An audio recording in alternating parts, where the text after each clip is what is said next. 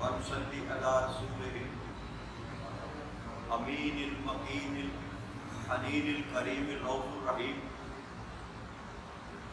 أما بعد فأعوذ بالله من الشيطان الرجيم. بسم الله الرحمن الرحيم. واجب احترام ساتھی، اللہ تعالیٰ کا بے پناہ لطف و کرم اور اس کا احسان عظیم ہے کہ جس کی توفیق سے ہم اس کے ذکر کے لیے اس کے گھر میں جمع الحمدللہ تعالیٰ.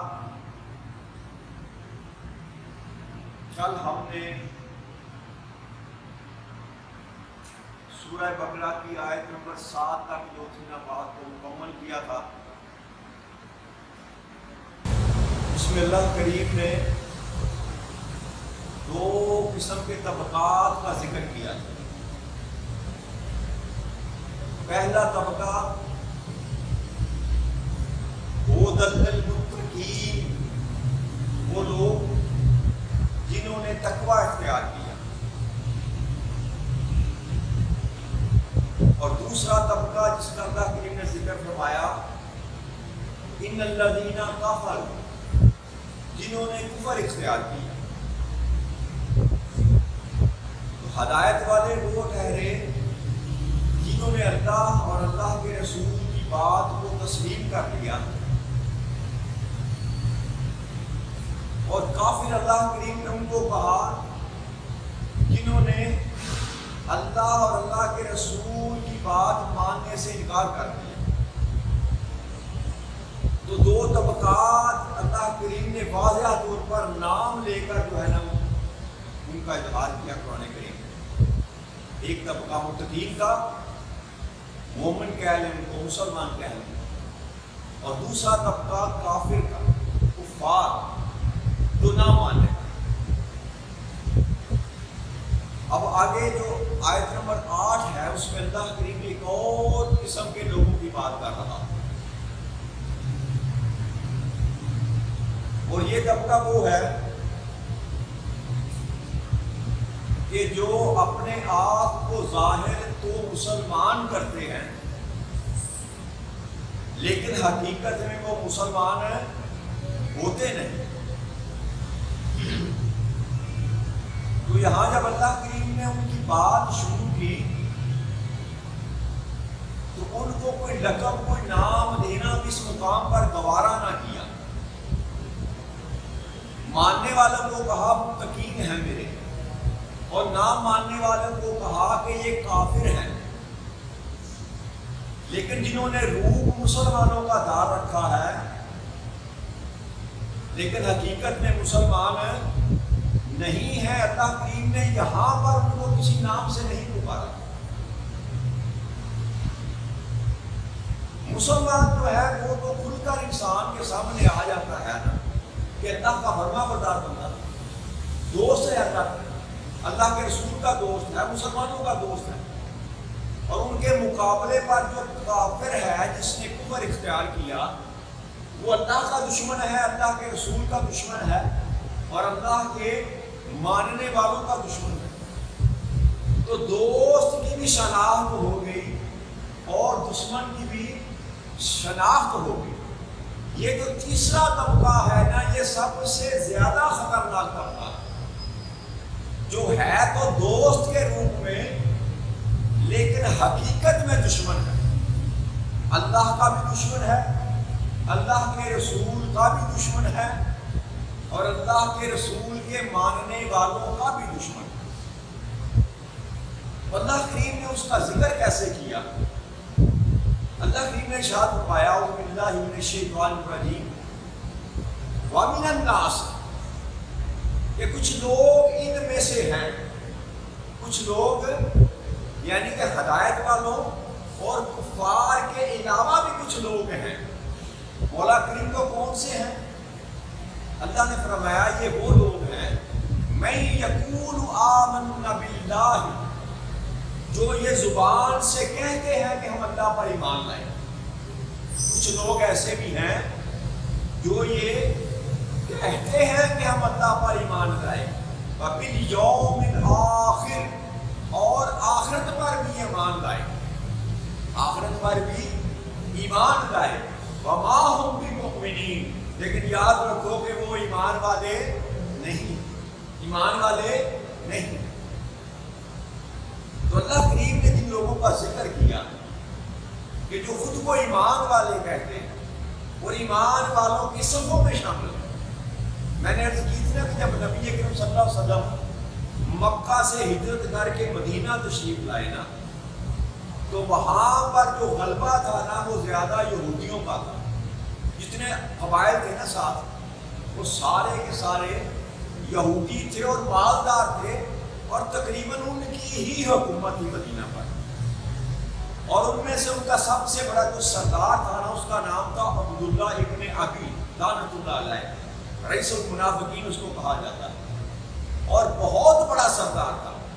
اور یوں سمجھ لے کہ جیسے وہ مدینے کا بادشاہ بننے والے تھا، مدینے کا بادشاہ بننے والا تھا کہ نبی اکرم صلی اللہ علیہ وسلم مدینہ میں تشریف لے آئے۔ تو یہ بات اس کو گوارا نہ گزری، تو اس نے یہ سارا نظام جو وضع کیا نا، ایک وہ تھا اور دوسرے اس کے چیلے تھے جو مسلمانوں کی صفوں میں داخل ہو گئے، مسلمانوں کی صفوں میں داخل ہو گئے، اپنے آپ کو مسلمان ظاہر کرتے رہے لیکن حقیقت میں وہ مسلمان نہیں تھے۔ اللہ کریم ان کا ذکر کر رہا ہے کہ جو اپنی زبان سے یہ کہتے ہیں کہ اللہ پر ایمان لے آئے، اللہ پر ایمان لے آئے اور آخرت پر بھی ایمان لے آئے، لیکن میرے محبوب یہ ایمان والے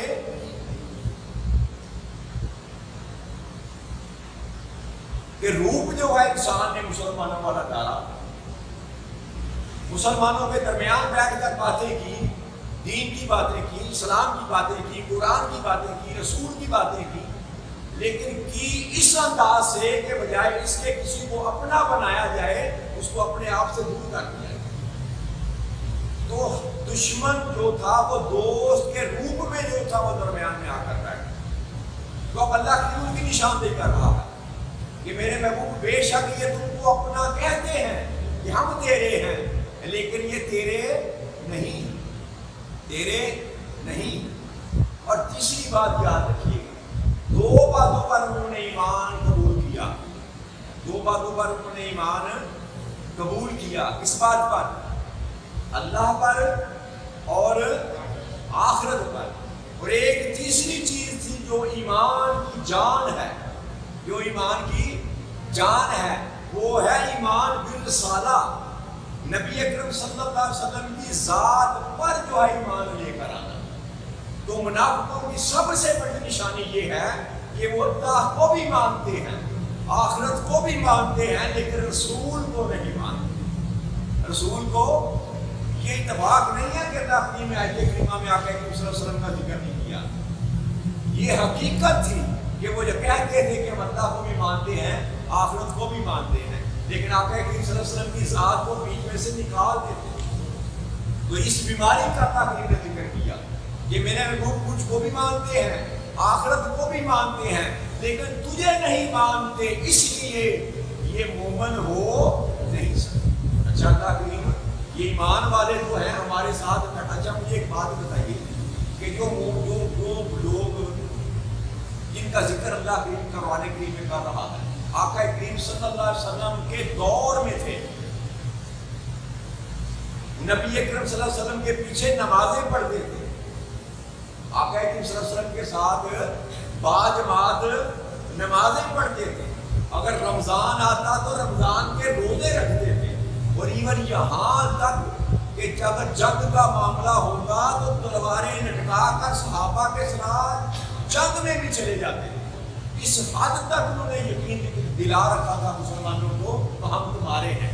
ہم یہ سارا کچھ دکھا دینے کے باوجود اللہ کریم نے فرمایا کہ میرے محبوب یہ تیرے یہ ایمان والے نہیں ہو سکتے۔ مولا کریم یہ نمازیں بھی ہمارے ساتھ پڑھتے ہیں، یہ روزے بھی ہمارے ساتھ رکھتے ہیں، تجھ پر بھی ایمان رکھتے ہیں، آخرت پر بھی یقین رکھتے ہیں، تو پھر یہ ایمان والے کیوں کر نہیں، ایمان والے کیوں کر نہیں؟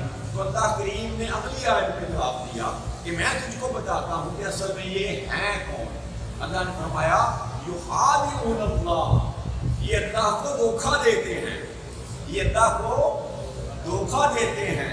والذین آمنوا، اور ان لوگوں کو دھوکہ دیتے ہیں جو ایمان والے ہیں، جو ایمان والے ہیں. وما یخادعون الا انفسهم وما یشعرون، لیکن حقیقت میں یہ دھوکہ اپنے آپ کو ہی دے رہے ہیں، لیکن اس بات کا یہ شعور نہیں رکھتے. تو اللہ نے ان کی جو طریقہ واردات تھا نا، اللہ کے لیے مسلمانوں کو بتا دیا کہ ان کے ظاہری قبضے پر نہ جاؤ، ان کی ظاہری وضاحتہ پر نہ جاؤ، ان کے اماموں پر، ان کی ٹوپیوں پر، ان کی تبلیغوں پر، اللہ اور اللہ کے رسول کا نام لے کر بات کرنے پر نہ جاؤ. جو ان کے اندر کی بیماری ہے، میں جو تم کو بتا رہا ہوں کہ یہ حقیقت میں یہ دھوکہ دینے والے ہیں، یہ دھوکہ دینے والے ہیں. تو اللہ کریم نے کہا کہ یہ مجھ کو دھوکہ دیتے ہیں، یعادون اللہ، اللہ کو دھوکہ دیتے ہیں اور ایمان والوں کو دھوکہ دیتے ہیں.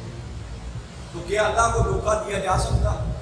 اللہ کو دھوکہ دیا، اس بات کا ان کو بھی علم تھا، چاہے وہ یہودی تھے یا عیسائی تھے. منافقین کی تعداد ان دونوں میں سے ہی تھی نا. اس بات کا ان کو بھی خبر تھی، پتہ تھا کہ اللہ کو دھوکہ نہیں دیا جا سکتا. وہ ذات ہے جو انسان کے سینے کے اندر چھپے ہوئے راز بھی جانتا. تو پھر اللہ نے یہ کیوں کہا کہ یعادون اللہ، کہ اللہ کو دھوکہ دیتے ہیں، اللہ کو دھوکہ دیتے ہیں اور ایمان والوں کو دھوکہ دیتے ہیں. ایمان والوں کی تو سمجھ آ گئی نا کہ صحابہ کرام کو دھوکہ دیتے ہیں، مسلمانوں کو دھوکہ دیتے ہیں، ان کے ساتھ مل کر بیٹھ کر کھاتے ہیں، پیتے ہیں، سارے معاملات کرتے ہیں، لیکن اندر سے دشمنی کرتے ہیں، اندر سے دشمنی کرتے ہیں. لیکن یعادون اللہ کا کیا معنی ہوا؟ جب کہ اللہ کو دھوکہ دیا نہیں جا سکتا، تو حقیقت میں اللہ کریم نے یہاں پر نبی اکرم صلی اللہ علیہ وسلم کے قائم مقام اپنی ذات کو رکھا کہ دھوکہ تو وہ رسول کو دے رہے تھے، یا صحابہ اکرام کو دے رہے تھے، یا دھوکہ وہ رسول اکرم صلی اللہ علیہ وسلم کو دے رہے تھے. لیکن اللہ کریم نے یہاں اپنے محبوب کا نام لینا گوارا نہ کیا. یہ کہا کہ دھوکہ دیتے ہیں ایمان والوں کو اور مجھ کو دھوکہ دیتے ہیں. تو مطلب کیا ہوا؟ مطلب یہ ہوا کہ یہ اللہ کریم نے قیامت تک کے لیے لوگوں کو بتا دیا کہ لوگوں اس وہم میں نہ رہنا کہ جو بندہ میرے مصطفیٰ کریم کے ساتھ دھوکہ کرتا ہے وہ حقیقت میں میرے ساتھ دھوکہ کرتا ہے. جو بندہ میرے محبوب کے ماننے والوں کے ساتھ دھوکہ کرتا ہے وہ حقیقت میں میرے ساتھ دھوکہ کرتا ہے، اور مجھ کو کوئی دھوکہ دے سکتا نہیں ہے. اس لیے جو بندہ مجھے دھوکہ، میرے رسول کو دھوکہ دے گا یا میرے محبوب کے ماننے والوں کو دھوکہ دے گا، وہ دھوکہ پلٹ کر اسی کی طرف جائے گا. وہ دھوکہ وقت کتنا لگتا ہے یہ اللہ کے اوپر پر ہے، وقت کتنا لگتا ہے، ان کی چالیں، ان کے مکر، ان کے فریب، ان کے دھوکے کتنی دیر تک چلتے ہیں. اللہ کریم کتنی ان کو مہلت دیتا ہے، یہ اللہ کی اپنی حکمت ہے، یہ اللہ کا اپنا عمل ہے. لیکن پلٹ کر جو سارے کے سارے فریب دھوکے ہیں وہ انہی کی طرف جائیں گے، وہ انہی کی طرف. اور یہ ہوا نبی اکرم صلی اللہ علیہ وسلم کی زندگی میں ہوا. آگے مضمون کریں گے انشاءاللہ. اسی کے ساتھ 8، 10، 12 آیات کریمہ ہے منافقین کی. وہ موقع بھی آیا کہ جب اللہ کریم نے کھول کر بیان فرما دیا، تو اب اللہ کریم کہہ رہا ہے کہ یہ پلٹ کر تمہاری طرف آئے گا. یاد رکھو مجھے کوئی دھوکہ نہیں دے سکتا. اگر تم دھوکہ دے رہے ہو تو اپنی جانوں کو ہی دے رہے ہو، لیکن تمہیں اس بات کا شعور نہیں. اور منافقین یاد، نبی اکرم صلی اللہ علیہ وسلم نے ایک دن مسجد نبی میں تشریف فرما، آپ نے یہ حکم فرمایا، ارشاد فرمایا کہ اللہ کریم نے پہلے انسان سے لے کر آخری انسان تک جتنے بھی اللہ کریم نے پیدا کرنے ہیں، کتنے کافر ہوں گے، کتنے مسلمان ہوں گے، سارے کے سارے مجھے دکھا دیے، سارے کے سارے مجھے دکھا دیے، مجھے بتا دیا اللہ کریم نے. یہ حدیث مبارک نبی صلی اللہ علیہ وسلم نے جب یہ بیان فرمایا تو منافقین بھی بیچ میں بیٹھے تھے نا جی، منافقین بھی بیچ میں بیٹھے تھے. جب باہر نکلے تو انہوں نے ٹھٹھا اڑانا شروع کر دیا، مذاق کرنا شروع کر دیا. اور جو کمزور مسلمان تھے نا، کمزور سے جو نئے نئے اسلام میں داخل ہو، نوجوان طبقہ یا جو کمزور تھے، ان پر جا کر اپنے حربے استعمال کرنے شروع کر دیے کہ کیسا نبی ہے تمہارا، استغفر اللہ، ہم تمہارے درمیان بیٹھے ہوئے ہیں اور کہتے ہیں کہ مجھے پتا ہے کہ کون کافر ہے اور مسلمان ہے۔ مجھے اللہ نے سارا کچھ دکھا دیا کہ مسلمان کون ہے اور کافر کون ہے۔ یہ کیسا نبی ہے، ہم اس کے درمیان بیٹھے، ہمیں وہ پہچان نہیں سکتا۔ لیکن وہ یہ بھی نفاق کا یاد رکھیے، یہ بھی بیماری ہے، یہ بھی بہت بڑی بیماری ہے کہ اس بات کا گمان کرنا کہ نبی کو علم کسی بات کا نبی جانتا نہیں ہے، نبی جانتا نہیں ہے۔ یہ بھی نفاق کی سب سے بڑی بیماری ہے کہ نبی کو ہماری بات کا علم نہیں ہے، ہمارے حال کا علم نہیں ہے۔ حالانکہ آقا کریم صلی اللہ علیہ وسلم کی حدیث مبارک ہے، حدیث قدسی ہے کہ نبی اکرم صلی اللہ علیہ وسلم کو اللہ کریم نے شہید بنایا۔ کیا بنایا؟ شہید بنا۔ شہید کہتے ہیں گواہ کو۔ شہید کس کو کہتے ہیں؟ گواہ کو۔ شاہد کہتے ہیں دیکھنے والے کو۔ تو جو آپ کے حال کو دیکھ ہی نہیں سکتا وہ شہید کیوں کر ہوا، وہ شاہد کیوں کر ہوا؟ اور آگے کریم صلی اللہ علیہ وسلم پر ہر امتی کا حوال جو ہے وہ پیش کیا جاتا ہے، یاد رکھیے۔ ہر روز صبح شام نبی اکرم صلی اللہ علیہ وسلم پر ہر امتی کا جو حال ہے وہ پیش کیا جاتا ہے۔ تو پیش کیے جانے کا مطلب یہ نہیں کہ آپ خود جانتے نہیں جی، پیش کیے جانے کا مطلب یہ نہیں ہے کہ آپ خود مشاہدہ نہیں کرتے۔ مشاہدہ آپ بالکل کرتے ہیں اللہ کے حکم سے۔ اللہ کریم نے ساری کائنات کو نبی اکرم صلی اللہ علیہ وسلم کے سامنے ایسے ہتھیلی پر رکھ کر رکھا کہ آپ ہر کائنات کے ہر ایک شے کا مشاہدہ کرتے ہیں۔ لیکن جو پیش کرنا ہے یہ ادب ہے، یاد رکھیے۔ یہ کیا ہے؟ یہ ادب کا کرینہ ہے کہ آپ پر پیش کیا جاتا ہے۔ صبح بھی پیش کیا جاتا ہے کہ یا رسول اللہ صلی اللہ علیہ وسلم یہ فلاں نے آپ کو سلام بھیجا ہے۔ شام کو بھی پیش کیا جاتا ہے کہ یا رسول اللہ صلی اللہ علیہ وسلم فلاں شخص نے آپ کو سلام بھیجا ہے۔ تو یہ پیش کرنا یہ ادب کی خاطر ہے، ورنہ نبی اکرم صلی اللہ علیہ وسلم ہر ایک امتی کا حال جانتے ہیں، یاد رکھیے۔ آپ کہیں گے یہ کیسے ہے؟ اگر جانتے ہیں تو پھر پیش کرنے کا مقصد کیا ہوا؟ پیش کرنے کا مقصد کیا ہوگا؟ مجھے ایک بات بتائیں، جب قیامت کے دن اللہ دربار لگائے گا تو کیا فرشتے آپ کا نامہ اعمال لے کر پیش نہیں کریں گے اللہ کے حضور؟ جی، اللہ کے حضور یہ جو کرام کاتبین ہیں آپ کا نامہ اعمال لے کر اللہ کے سامنے پیش کریں گے کہ نہیں کریں گے؟ تو اس کا کیا مطلب ہے کہ اللہ کو میرے اعمال کا علم نہیں تھا؟ اللہ کو میرے اعمال کا علم نہیں، یہ دلیل نہیں ہے۔ علم اس کو تھا، لیکن پیش کرنا یہ ادب ہے، پیش کرنا یہ ادب ہے۔ تو اس لیے اس بات کا اپنے ذہن میں گمان رکھنا کہ نبی ہماری حالت کو جانتا نہیں ہے، کہ ہم مسلمان ہیں، ہم کافر ہیں، کہ ہم منافق ہیں، اس کا گمان رکھنا یہ بھی منافقت کی سب سے بڑی نشانی ہے۔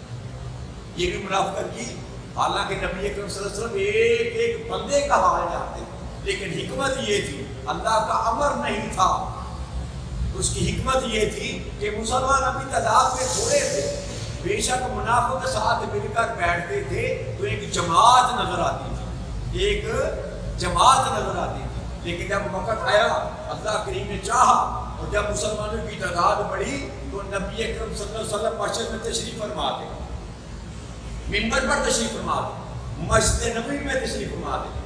آپ نے ایک شخص کا نام لیا، کھڑے ہو جاؤ، نام لے کر کہا کھڑے ہو جاؤ اور مسجد سے باہر نکل جاؤ، تم منافق ہو۔ پھر دوسرے کا نام لیا، تم بھی کھڑے ہو جاؤ، تم بھی مسجد سے باہر نکل جاؤ، تم بھی منافق ہو۔ اور اسی طرح آپ نام لیتے گئے ایک ایک شخص کا، اور جتنے منافق تھے مسلمانوں کی جماعت میں، ایک ایک کا نام لے کر آپ نے مسجد سے باہر نکال دیا۔ تو اس لیے کہ یہ کہنا کہ نبی کو علم نہ تھا، استغفر اللہ نعوذ باللہ، اس سے بڑھ کر اور کوئی منافق کی نشانی یہ حکمت تھی۔ اللہ کا امر نہ تھا، اللہ کی طرف سے حکم نہ تھا کہ جب تک امر نہ تھا آپ خاموش رہے، آپ ان کو برداشت کرتے رہے، ان کی زیادتیاں بھی برداشت کرتے رہے۔ لیکن جب اللہ کی طرف سے حکم ملا تو آپ نے ایک ایک بندے کا نام لے کر ان کو نکال دیا، ایک ایک بندے کا نام لے کر ان کو باہر نکال دیا۔ تو اللہ نے فرمایا کہ یہ جو منافق ہیں نا، منافق یہ جو ظاہری طور پر مسلمان ہیں لیکن اندر ان کے ایمان نہیں ہے۔ پھر اللہ نے فرمایا فی قلوبہم مرض، ان کے دلوں میں مرض ہے، ان کے ظاہری طور پر صحت مند ہیں، رنگ لال سورے ہیں، ان کے ہٹے کٹے ہیں، نظر ٹھیک آتے ہیں، لیکن کیا ہے کہ ان کے دلوں میں بیماری ہے، ان کے دل کے اندر دیمک لگا ہوا ہے، یہ دل کے مریض ہیں۔ اور میرا مرض کیا ہے؟ مرض نفاق کا، مرض نبی اکرم صلی اللہ علیہ وسلم کی ذات سے نفرت کرنے کا ہے، مرض جو ہے آقا کریم صلی اللہ علیہ وسلم کی شریعت سے نفرت کرنے کا ہے، مرض جو ہے آقا کریم صلی اللہ علیہ وسلم کے ماننے والوں سے نفرت کرنے کا ہے۔ اور آج بھی یاد رکھیے گا، وہ لوگ ہمارے معاشرے میں موجود ہیں جن کو یہ ہضم نہیں ہوتا، جو نبی اکرم صلی اللہ علیہ وسلم کی ذات سے محبت کرنا گناہ سمجھتے ہیں، آقا کریم صلی اللہ علیہ وسلم کی محبت کو پسند نہیں کرتے، وہ کہتے ہیں بس اللہ کافی، ہمارے لیے صرف اللہ کافی ہے۔ نبی کا نام جب آتا ہے تو ان کے دل میں گھٹن پیدا ہوتی ہے۔ یہ وہی طبقہ ہے، یہ وہی طبقہ ہے کہ جن کے سینے میں اللہ کا ایمان بھی کہتے ہیں ہے، آخرت کا ایمان بھی ہے، لیکن ایمان بھی رسالت نہیں۔ تو یہ بیماری ہے، اللہ کریم سے دعا ہے کہ رب کریم ہمیں اس بیماری سے محفوظ رکھے، ہمیں اس بیماری سے محفوظ رکھے۔ اگر ایمان رسالت انسان کے سینے میں نہیں ہے، اگر محبت رسول انسان کے سینے میں نہیں ہے، تو یاد رکھیے گا کبھی بھی انسان کا ایمان کامل نہیں ہو سکتا، نہ وہ دنیا اس کے لیے بہتر ہوگی اور نہ کبھی آخرت میں اللہ کریم جو ہے نا اس کے ساتھ اچھا معاملہ کرے گا۔ اس کے سارے ایمان غلط کر دیے جائیں گے، سارے کے سارے ایمان غلط کر دیے جائیں گے۔ تو اللہ نے فرمایا کہ ان کے دلوں میں بیماری ہے، ان کے دلوں میں بیماری ہے۔ اور پھر اللہ کیا کرتا ہے؟ فزادہم اللہ مرضا، اللہ ان کی بیماری کو اور بڑھا رہا ہے، اللہ ان کی بیماری کو اور بڑھا رہا ہے۔ وَلَهُمْ عَذَابٌ عَلِيمٌ بِمَا كَانُوا يَكْسِبُونَ، اور ان کے لیے میں نے بہت ہی دردناک عذاب رکھا ہوا ہے، اس وجہ سے کہ وہ جھوٹ بولتے تھے، وہ جھوٹ بولتے تھے۔ تو جو منافق ہے نا، یاد رکھیے گا، تو اللہ کریم ان کی بیماری کو بڑھاتا چلا جاتا ہے، چاہے کفر پر ہو چاہے نفاق پر ہو، اللہ کریم مہلت دیتا ہے۔ وہ کہتے ہیں نا برے بھی رسی کرا دو، اللہ کریم فوری پکڑ نہیں کرتے، اللہ کی موقع دیتے ہیں، ٹائم دیتے ہیں۔ نبی اکرم صلی اللہ علیہ وسلم کو 3 سال شیخ ابی طالب میں قید رکھا، وفات 3 سال، لیکن اللہ کریم ان پر عذاب نازل مہلت دی۔ آقا کریم صلی اللہ علیہ وسلم کو مکہ کی گلیوں میں استغفر اللہ بہت ملا، گلے میں کپڑا ڈال کر کے سیٹا جاتا تھا، آپ پر کوڑا پھینکا جاتا تھا، آپ کو پتھر مارے جاتے تھے، لیکن اس کے باوجود اللہ کریم نے اپنا امر نازل نہیں، مہلت دی۔ تو اللہ کریم ایک وقت دیتے ہیں، مہلت دیتے ہیں، تاکہ تو اپنی سرکشی میں، اپنی بغاوت میں تو حد سے بڑھ دے۔ جب تو حد سے بڑھ جائے گا تب میری گرفت آئے گی، پھر کائنات میں تمہیں کوئی مجھ سے بچانے والا نہیں۔ تو سرکشی سے ہمیں بچنا چاہیے۔ گناہ کرنا کوئی بڑی بات ہے، گناہ کرنا کوئی بڑی، انسان کو پیدا ہی گناہ کرنے کے لیے کیا گیا، یاد رکھیے۔ آقا کریم صلی اللہ علیہ وسلم بلکہ اللہ کریم فرماتے ہیں کہ اگر ساری روئے زمین پر گناہ کرنے والے انسان ختم ہو جائیں تو میں ساری مخلوق کو ختم کر کے دوبارہ مخلوق کو پیدا کروں جن میں گناہ کرنے والے ہوں اور گناہ کر کے مجھ سے توبہ کرنے والے ہوں۔ تو گناہ کرنا کوئی بری بات، گناہ ہو جاتے ہیں، گناہ کر کے گناہ پر اکڑ جانا بری بات ہے، گناہ کر کے گناہ پر اکڑ جانا بری بات ہے۔ گناہ ہو جائے تو اللہ کے حضور توبہ کر، اور توبہ کرنے والی ذات، توبہ قبول کرنے والی وہ ذات ہے، اور اللہ توبہ کرنے والوں کو بڑا پسند کرتا۔ اس دعا کے ساتھ کہ رب کریم ہمیں اس نفاق کی جو ہے بیماری اس سے محفوظ کرتا، اللہ اپنے ایمان کے ساتھ، آخرت کے ایمان کے ساتھ، اور سب سے بڑھ کر نبی اکرم صلی اللہ علیہ وسلم کے ایمان کے ساتھ ہمیں زندگی عطا فرمائے، تاکہ ہماری دنیا بھی بہتر ہو اور ہماری آخرت بھی بہتر ہو۔ وما علینا الا البلاغ المبین۔ السلام علیکم ورحمۃ اللہ وبرکاتہ۔